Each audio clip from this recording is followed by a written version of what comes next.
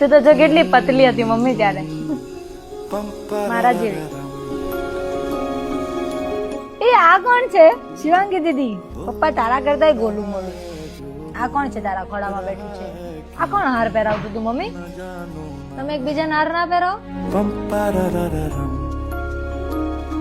જલવા હતા મૂછ ને ચશ્મા ને. આ ભાવિક જ છે. આ સામે વાળું કોણ છે? શિવાંગી.